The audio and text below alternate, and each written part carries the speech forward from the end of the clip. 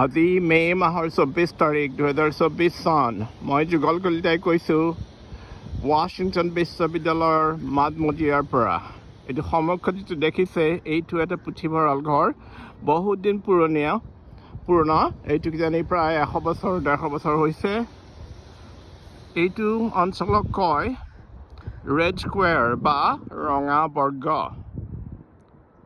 চাৰিওফালে বিশ্ববিদ্যালয়ৰ বিভিন্ন ঘৰ আছে। ইয়াত লিখা আছে ডাঙৰকৈ ইউনিভাৰ্চিটি অফ ৱাশ্বিংটন। আৰু মই নাজানো এইবিলাক কি ঘৰ।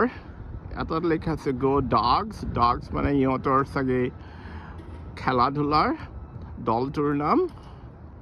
আকৌ আহিলোঁ লাইব্ৰেৰীটোলৈ, পুথিভঁৰাললৈ।